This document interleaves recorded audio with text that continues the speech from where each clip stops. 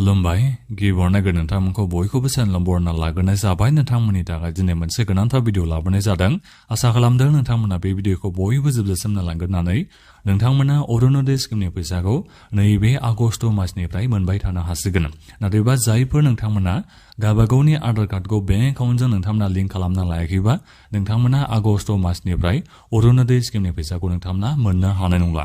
मानो होनोबा अरुणोदय स्किमनि फैसाखौ नोंथांमोना मोनबाय थानो थाखाय नैबे आधार कार्डखौ बेंक एकाउन्टजों नोंथांमोना 30 जुननि बिथोराव नोंथांमोना लिंक खालामना लाजोबनो नांगौ। अब्लासो नोंथांमोना नैबे अरुणोदय स्किमनि फैसाखौ नोंथांमोना आगस्ट मासनिफ्राय मोनबाय थानो हासिगोन।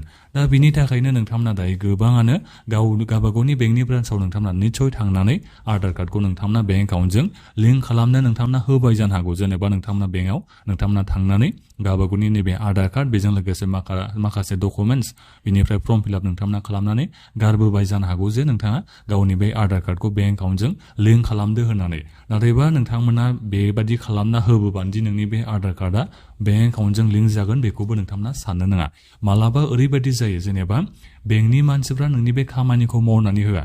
नोङो बेंकआवथ' गारना होबोसिगोन डकुमेन्टस बायदिसिनाखौ लिंक खालामना होदो होननानै। नाथायबा मालाबा बिथांमोना खामानिखौनो मावनानै होआ आरो गोबांनिखौनो आङो बेबादिखौ नुनो मोननाय जादों। दा बेनिखायनो आं नोंथांमोननिसिम बे भिडिअनि गेजेरजों नोंनि बे आधार कार्डआ बेंक एकाउन्टजों गमामायैनो जेनेबा 100% लिंक जामारगोन ना जामाराखै बेखौ नोंथांमोना माबोरै गावबागावनि मबाइलजोंनो नायनो हायो आं बेखौ नैबे भिडिअनि गेजेरजों खोन्थाहरनो सानदों। दा बेनिखायनो गासिबो नोंथांमोना बे भिडिअखौ जोबजासिम नायनानै लाखा जाहाथे नोंथांमोना जेनेबा 100% नोंथांमोना बेखौ मिथिना मोननो हाखायो नोंनि बे आधार कार्डआ बेंक एकाउन्टजों लिंक जामारगोन ना जामाराखै बेखौ। आरो बिनिफ्राय जुदि लिंक जाबाथ' नोंथांमोना 100% नैबे आगस्ट मासनिफ्राय अरुणोदय स्किमनि फैसाखौ नोंथांमोना मोनबाय थानो हागोन। जुदि आरो नैबे आगस्ट मासनिफ्रायनो अरुणोदय स्किमनि फैसाखौ जुदि 3000 गाहाम बेबादि सोयोबाथ' गोबां नोंथांमोननि खहा जागोन जायफोर नोंथांमोननि बे बेंक एकाउन्टआ आधार कार्डजों लिंक जायाखैबा। दा बेनिखायनो गासिबो नोंथांमोना बे भिडिअखौ जोबजासिम नायलांबानो जाबाय। बोरै नायनांगौ आं बिनि बागै खोन्थाहरजोबनो नागिरदों। दा बिनिफ्राय आंनो नोंथांमोननिसिम मोनसे खावलायनायबो थाग्रोबाय गिबियावनो गासिबो नोंथांमोना चेनेलखौ साबस्क्राइब खालामनानै लाग्रोलायनानै जाहाथे नोंथांमोना बेबादिनो आपडेटखौ बे चेनेलनि गेजेरजों मोनबाय थानो हायो। नैबे अरुणोदय स्किमल' नङा दे, नैबे जीवन प्रेरणा स्किम, निजुत बाबु आसनि, निजुत मयना स्किम, PM किसाननि फैसा, दा बेफोरखौ नोंथांमोना मोननो थाखाय नोंथांमोननि बे बेंक एकाउन्टआ आधार कार्डजों दायो कम्पालसरि लिंक थाथारनांगोन। अब्लासो नोंथांमोना दायो फैसाखौ मोननो हायो। दानिया आं खोन्थाहरनोसै गिबियावनो नोंथांमोना नैबे आधारनि अफिसियेल वेबसाइटआव फैनो नांगोन। आं बे अफिसियेल वेबसाइट लिंकखौ नोंथांमोननिसिम भिडिअनि डिसक्रिपसनाव होनानै दोनदों। दा बेहाय फैनायनि उनाव नोंथांमोना नैबे फार्स्टिं लगइन नोंथांमोना अपसन नुदों जानांगौ नै आं दायो बेहाय थुनानै होबाय। नोंथांमोना बे लगइन अपसनाव नोंथांमोना थुनानै फैनो नांगोन। दा बिनि उनाव नोंथांमोना नैबेहाय गावबागावनि आधार कार्डखौ नोंथांमोना होनो नांगोन। दा बे गोजौआव आधार कार्ड होनायनि उनाव नोंथांमोना बेहाय केपसा कड नुदों जानांगौ नै जेरैबायदि बेहाय लिरनानै होदों बेखौ नोंथांमोना इन्टार केपसा बेहाय नोंथांमोना थुनानै होबानो जाबाय। बिनि उनाव लग इन विथ OTP नोंथांमोना बेहाय थुना होनो नांगोन। अब्ला नोंनि बे आधारजों लिंक थानाय मबाइल नाम्बाराव OTP थांगोन। आं बेखौ नोंथांमोननिसिम एक्जेक्टलि दायो खोन्थाहरनोसै बोरै फिलआप खालामनांगौ। आधार कार्डखौ आं बेहाय माने ब्लार खालामना होनाय जासिगोन।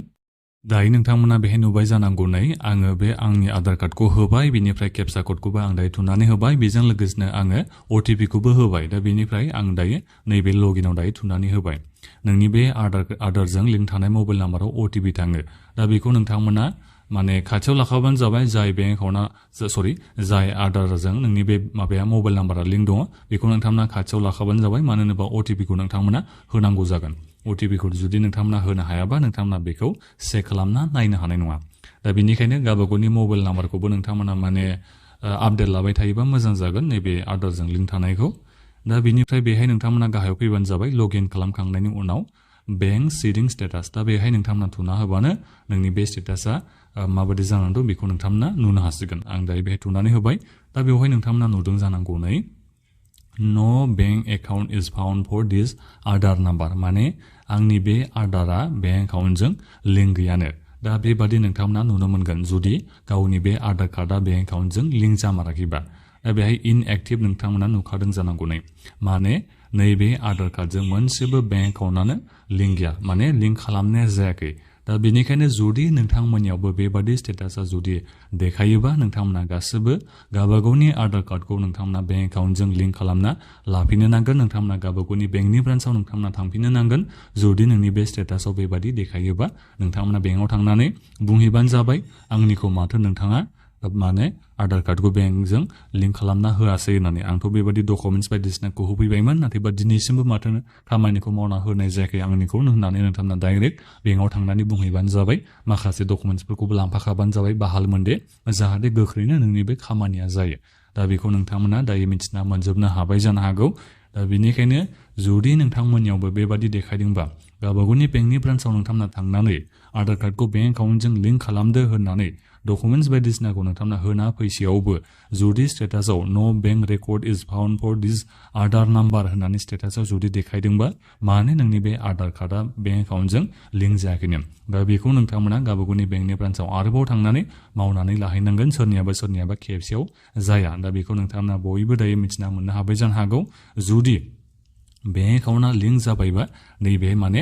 बेहाय रेकर्ड फाउन्ड बेबादि देखायगोन आरो बेहाय एक्टिभ बेबादि देखायगोन इनएक्टिभ बेबादि देखाया बिनिफ्राय नोंनि बे बेंकनि नामा बेहाय नुजाफैगोन बबे बेंकआ नोंनिया आधारजों लिंक जानानै दङ बेखौबो नोंथांमोना बेहाय नुफैगोन दा नोंथांमोना बेखौ दायो बयबो मिथिनानै निसय मोनजोबनो हाबाय जानो हागौ नैबे जुननि 3 थारिखआनो जोंहा लास्ट डेट आधार कार्डखौ बेंक एकाउन्टजों लिंक खालामनाया अरुणोदय स्किमनिया दा बिनिखायनो नोंथांमोना नैबे जुननि 30 थारिखनि बिथोरावनो गासिबो आधार कार्डखौ बेंक एकाउन्टजों लिंक खालामना लाजोबथारबानो जाबाय जाहाथे नोंथांमोना आगस्टनि 1 थारिखआनो जा 2 थारिखआनो जा 3 थारिखआनो जा माला सोयो आगस्ट मासाव जाहाथे नोंथांमोना अरुणोदय स्किमनि फैसाखौ मोननो हायो आरो जुदि 3000 गाहाम फैसाखौ जुदि सोयोबा नोंथांमोननि गोबां लस जागोन जायफोर नोंथांमोना आधार कार्डखौ बेंक एकाउन्टजों लिंक खालामना लायाबा दायो नोंथांमोना गासिबो निसय चेक खालामना नायनो हासिगोन गावबागावनि मबाइलजोंनो आं बेखौ दायो आसा खालामनाय थाबाय बोथोराबो जोबोद गरम एसेयावनो आं नोंथांमोननिसिम बेखिनि आपडेटखौ बे भिडिअनि गेजेरजों खोन्थाहरनाय जाबाय आसा खालामदों